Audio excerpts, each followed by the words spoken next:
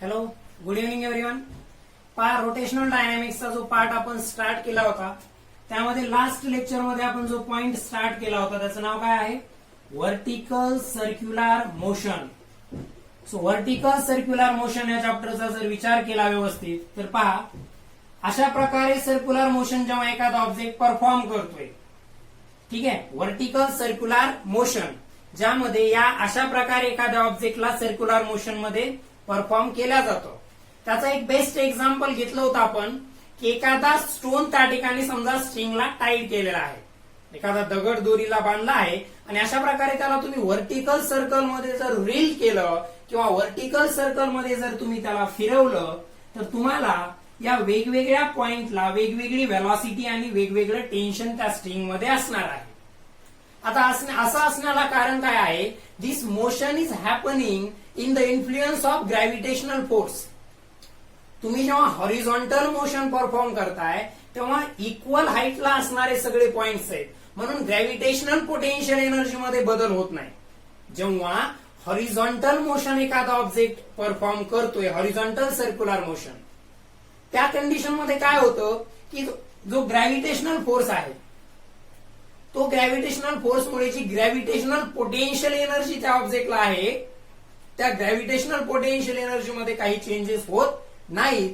मात्र अशा प्रकारची व्हर्टिकल सर्क्युलर मोशन जेव्हा ऑब्जेक्ट परफॉर्म करतो, अशा प्रकारची जेव्हा व्हर्टिकल सर्क्युलर मोशन एखादा ऑब्जेक्ट परफॉर्म करतो, अशा कंडिशन मध्ये लक्षात ठेवा की ऑब्जेक्टची या वेगवेगळ्या पॉइंटला ग्रॅव्हिटेशनल फोर्सच्या इन्फ्लुएन्समुळे व्हेलॉसिटी वेगळी वेगळी असते.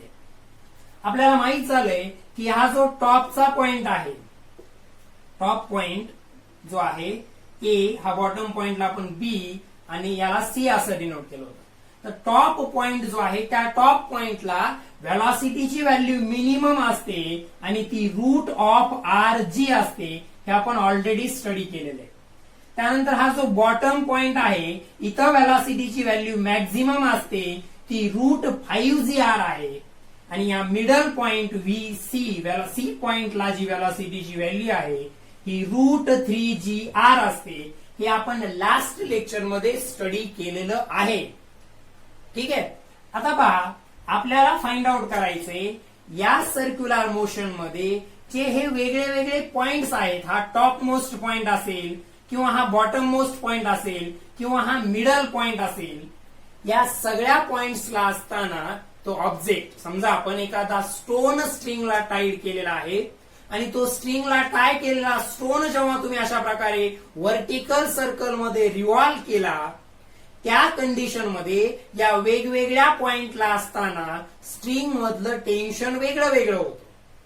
या वेगवेगळ्या पॉइंटला असताना स्ट्रिंग मधलं टेन्शन वेगळं वेगळं असणार आहे. तर आपल्याला एक महत्वाचा पॉइंट इथं काय स्टडी करायचा आहे?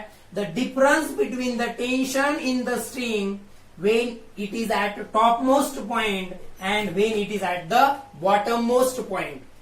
या टॉप पॉइंटला आणि बॉटम पॉइंटला ती स्ट्रिंग असताना त्या व्हर्टिकल सर्क्युलर मोशन मध्ये या टॉप पॉइंटला आणि या बॉटम पॉइंटला ती स्ट्रिंग असताना त्या स्ट्रिंगच्या टेन्शन मधला जो डिफरन्स असणार आहे, त्या स्ट्रिंगच्या टेन्शन मधला जो डिफरन्स असणार आहे, तो डिफरन्स इन द टेन्शन आपल्याला आजच्या लेक्चर मध्ये आता आपण कॅल्क्युलेट करणार आहोत, ठीक आहे.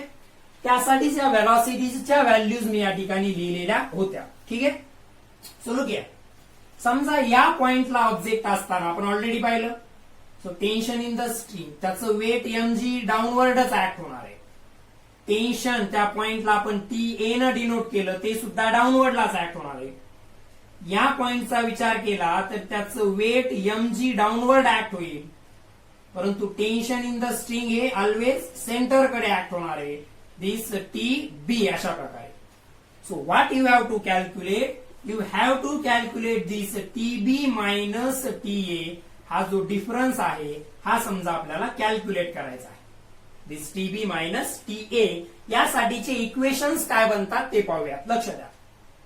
आता बघा, या टॉप मोस्ट पॉइंटला असताना, टॉप पॉइंटला तो स्टोन त्याच्या सर्क्युलर मोशन मध्ये असताना पर्टिक्युलरली इक्वेशन कसं बनेल ते पाहूया.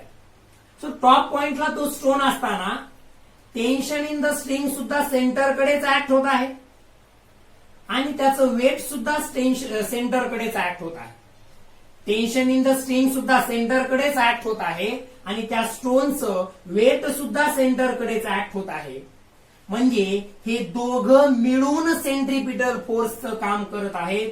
म्हणजे इक्वेशन मिळेल TA plus mg tension in the string plus mg is equals to mva square divided by r. Suppose r is the radius of this circle. मग TA काय येईल? सो TA आपला आला mg plus sorry TA equals to हा mva square divided by r हा plus mg इकडे होईल minus of mg. हे झालं इक्वेशन नंबर 1. आता या बॉटम पॉइंटला असताना पहा, या बॉटम पॉइंटला असताना काय होईल? कोण सेंट्रिपिटल फोर्स म्हणून काम करतंय? Tension in the string TB सेंटरकडे ऍक्ट होतं आणि mg त्याला अपोज करतंय. Tension in the string this TB is acting towards the centre. Tension in the string is acting towards the centre आणि हा सेंटरकडे जो ऍक्ट होत आहे दिस इज सेंट्रिपिटल फोर्स. परंतु त्याच्यातून त्याला अपोज करणारा mg काय करावं लागेल? सबस्ट्रॅक्ट करावं लागेल. म्हणजे इथं येईल TB minus mg equals to mvb square divided by r. याला फर्दर सॉल्व्ह केलं तर TB इक्वल्स टू हा मायनस mg तिकडं प्लस mg होईल mvb square by r plus mg. हे इक्वेशन नंबर 1 आणि हे इक्वेशन नंबर 2 यांनाच सॉल्व्ह करून आपल्याला TB मायनस TA हे मिळवायचं आहे. तर पहिल्यांदा हे व्यवस्थित नोट डाऊन करून घ्या. मी याला रब करतोय, बोर्डवरती जागा शिल्लक नाहीये. मग आपण आता या इक्वेशन 1 आणि 2 ला सॉल्व्ह करून TB मायनस TA ऑब्टेन करणार आहोत. ओके, सो TB ची व्हॅल्यू काय आली आहे ते लक्षात ठेवा. तुम्ही लिहून घ्यायचं आहे नोटबुक मध्ये. आणि TA ची व्हॅल्यू काय आली आहे ते लक्षात ठेवा. So subtract equation 1, subtract equation 1 from equation 2. Equation 2 मधून इक्वेशन 1 सबस्ट्रॅक्ट केलं तर लेफ्ट हँड साइडला येईल TB minus TA. Right hand साइडला येईल TB काय होतं आपलं? TB होतं mvb square by r plus mg minus bracket मध्ये TA ची value mva square by r minus mg.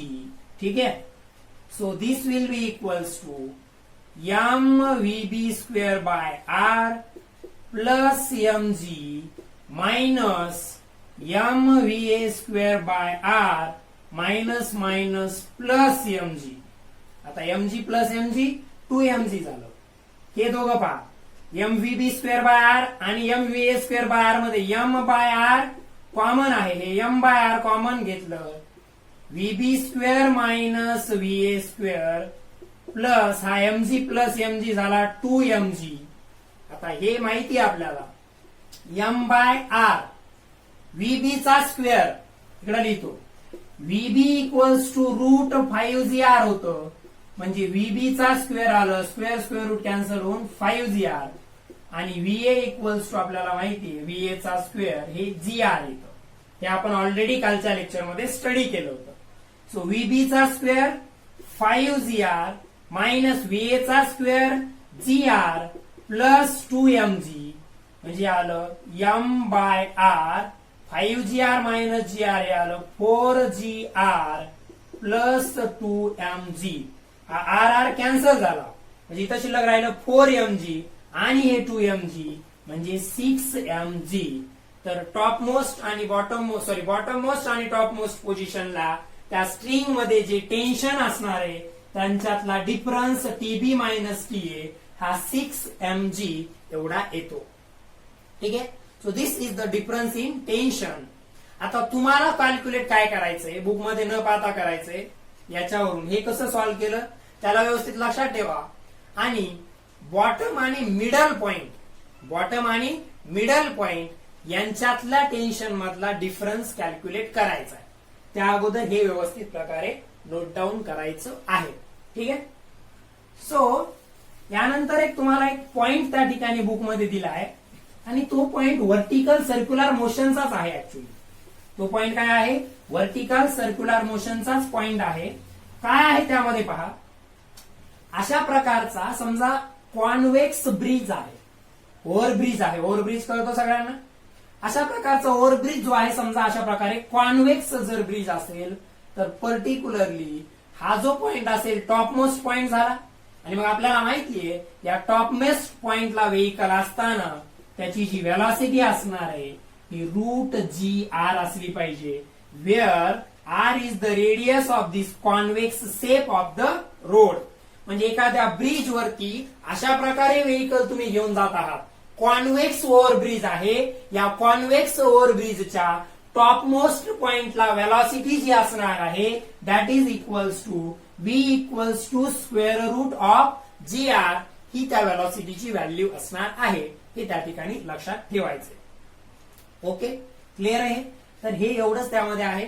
आता बघा, व्हर्टिकल सर्क्युलर मोशन आहे.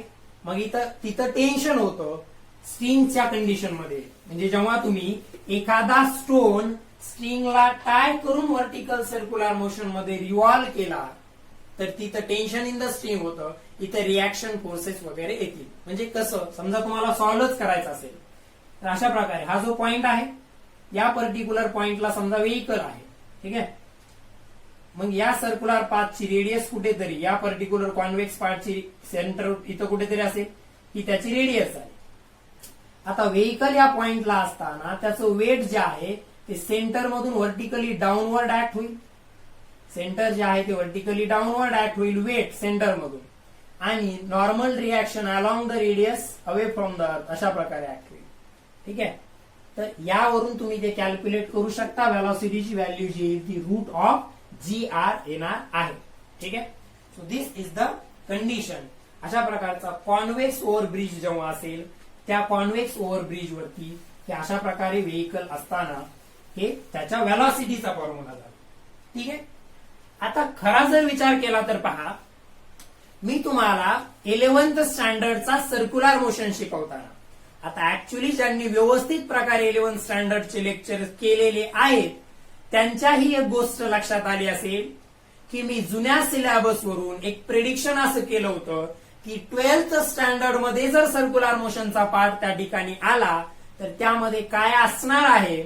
आणि तुम्हाला हे आठवत असेल तर हे व्हर्टिकल सर्क्युलर मोशन असेल किंवा पर्टिक्युलरली समजा बँक रोड वरती व्हेकलची व्हेलॉसिटीचं इक्वेशन असेल.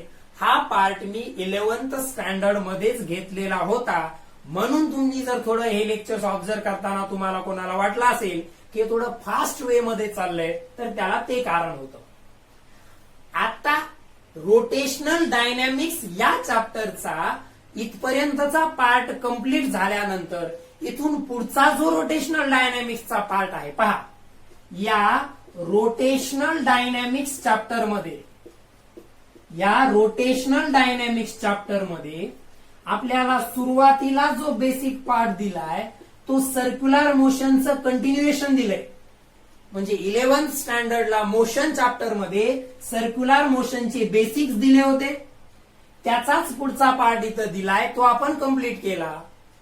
ज्याचा बराच पार्ट आपण 11th स्टँडर्डचा सर्क्युलर मोशन शिकवताना मी ऑलरेडी असं बोललो पण होतो की हा पार्ट जर परत 12th स्टँडर्डला आला तर मी तुम्हाला परत रिपीट करणार नाहीये, परंतु तो केलेला आहे.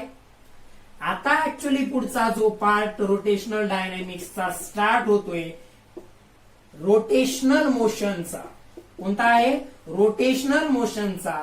आणि रोटेशनल मोशनचा हा जो पार्ट आहे हा पार्ट मात्र आपल्यासाठी कम्प्लिटली नवीन असणार आहे.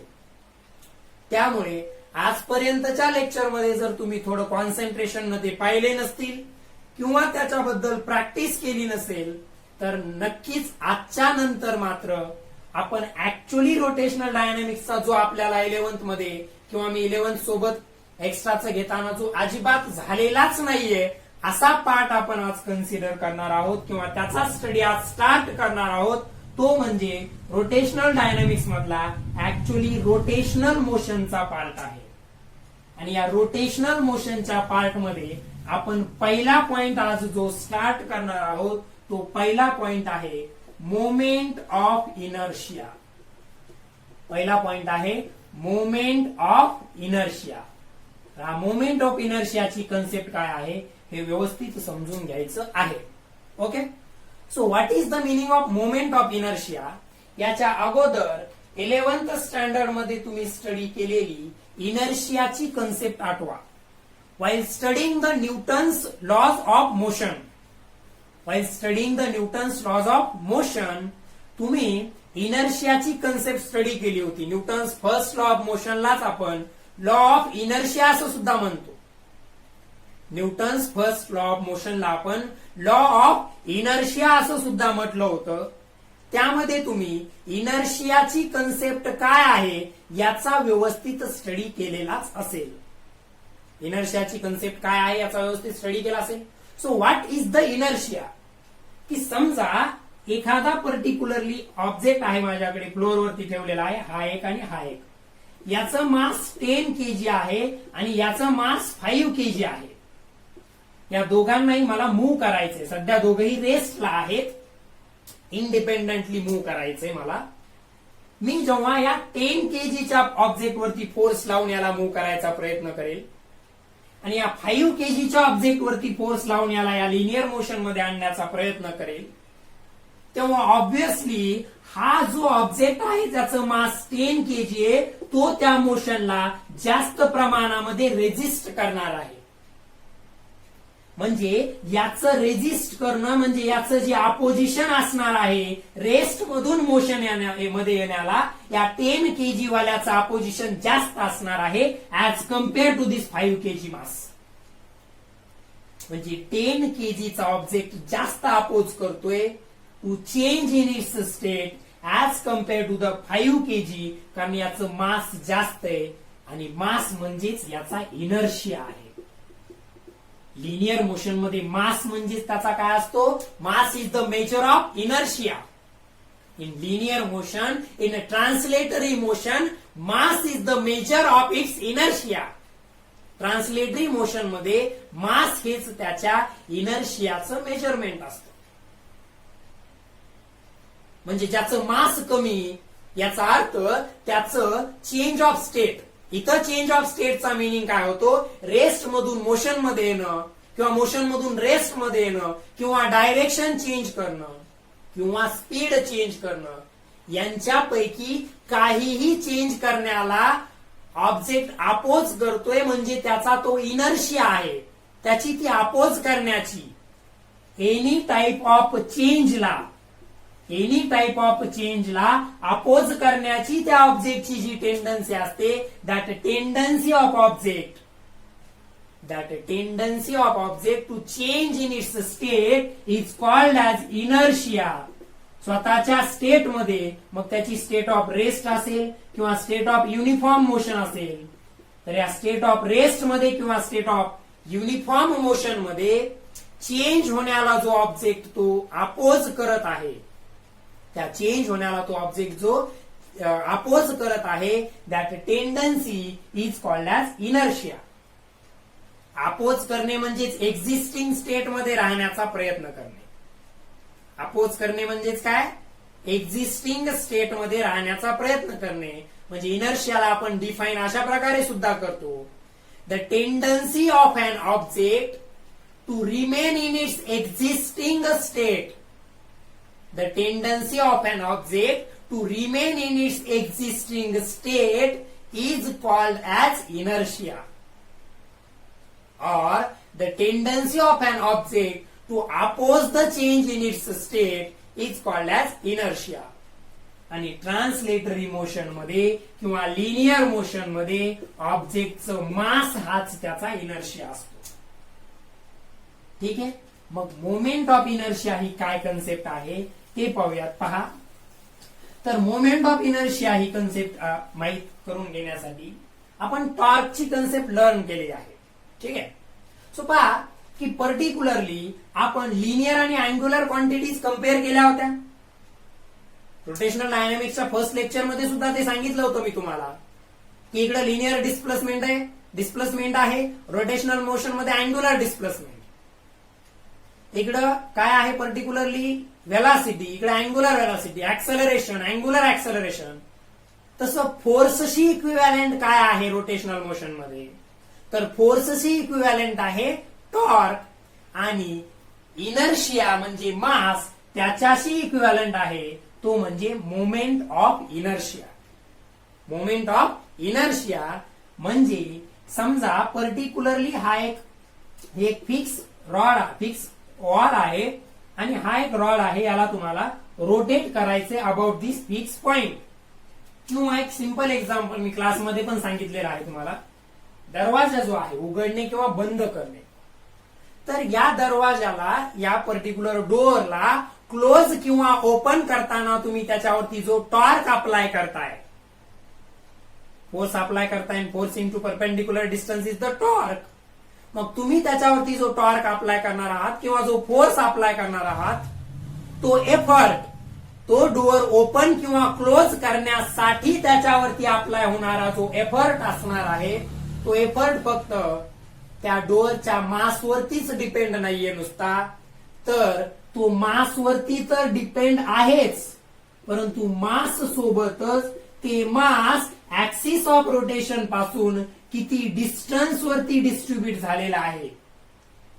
म्हणजे रोटेशनल मोशन मधला इनर्शिया, जसं लिनियर मोशन मध्ये इनर्शिया फक्त मासवरती डिपेंड असतो, रोटेशनल मोशन मध्ये हा इनर्शिया मास सोबतच, ऑब्जेक्टच्या मास सोबतच त्याचं ऍक्सिस ऑफ रोटेशन पासूनचं जे डिस्टन्स असणार आहे त्याच्यावरती सुद्धा डिपेंड असणार आहे.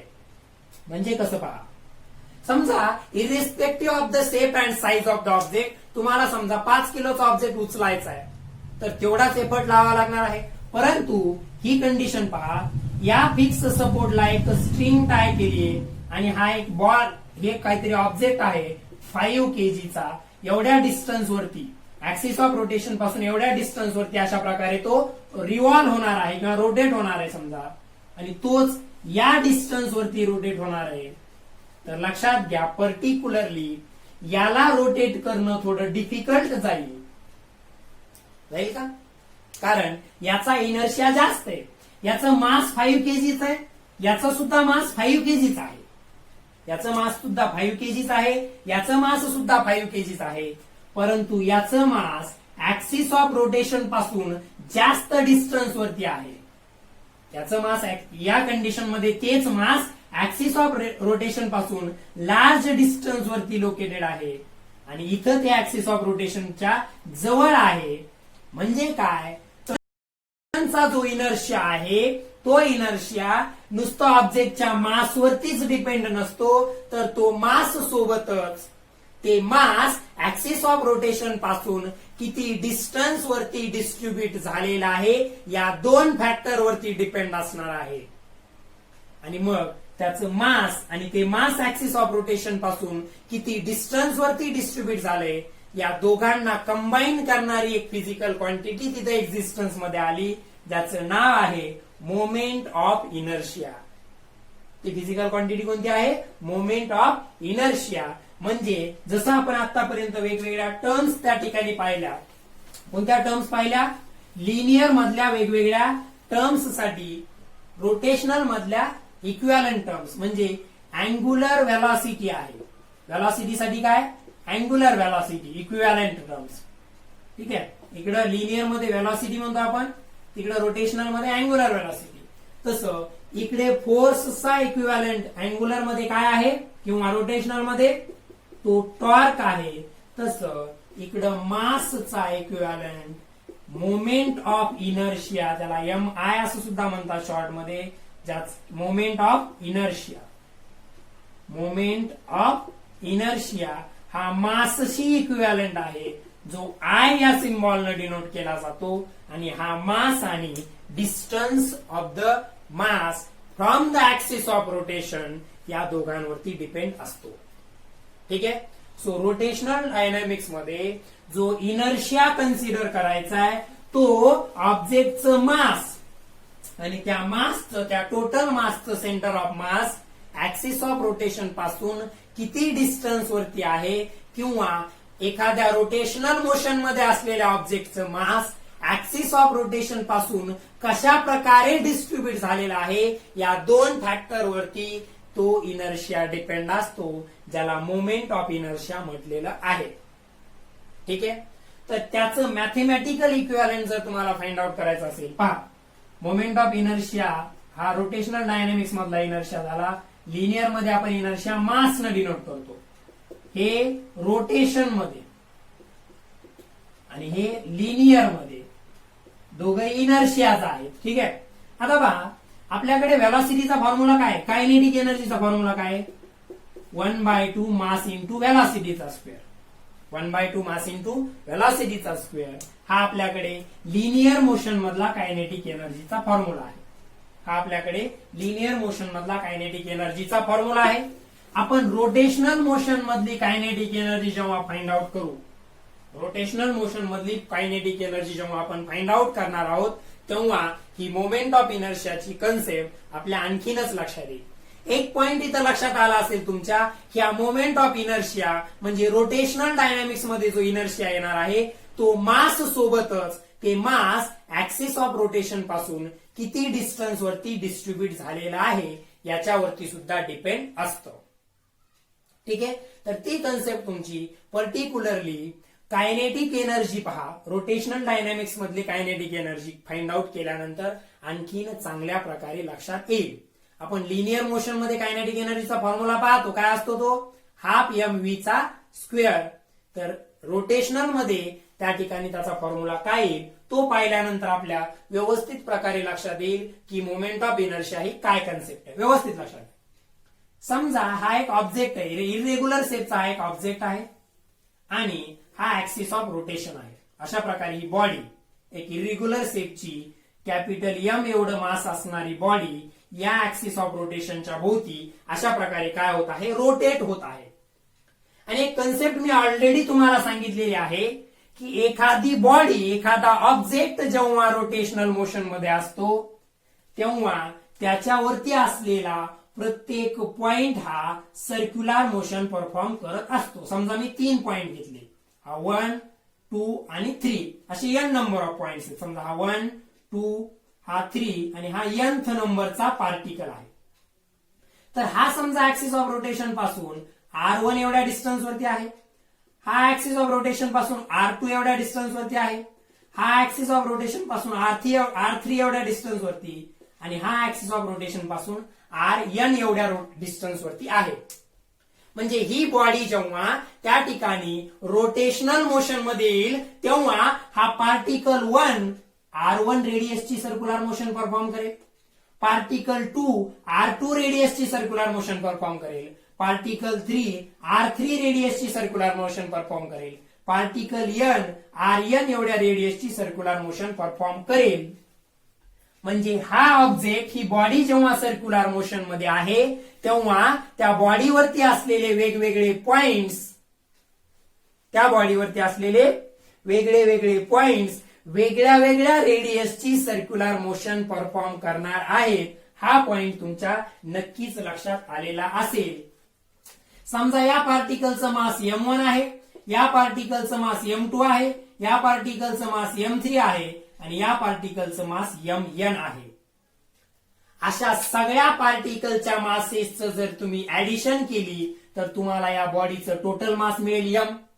कारण अशा n नंबर ऑफ पार्टिकल्स पासूनच ही बॉडी त्या ठिकाणी मिळालेली आहे किंवा n नंबर ऑफ पार्टिकल्स पासून ही बॉडी बनलेली आहे. म्हणून अशा सगळ्या पार्टिकलच्या मासेसची जर तुम्ही ऍडिशन केली तर तुम्हाला या बॉडीचं टोटल मास मिळेल, जे आपण इथं कॅपिटल M न डिनोट केलेलं आहे. आणि ही बॉडी जेव्हा रोटेशन मध्ये असेल तेव्हा या बॉडीमध्ये असलेला प्रत्येक पार्टिकल सर्क्युलर मोशन परफॉर्म करेल, परंतु वेगळ्या वेगळ्या रेडियसची. सर्क्युलर मोशन परफॉर्म करेल परंतु वेगळ्या वेगळ्या रेडियसची. हा पॉइंट आपल्याला इथं लक्षात आला असेल. तर आपल्याला डेरिव्हेशन पाहायचं आहे रोटेशनल मोशन मध्ये असलेल्या कायनेटिक एनर्जी साठीचं. ते आपण नेक्स्ट लेक्चर मध्ये स्टडी करूया. Okay, thank you.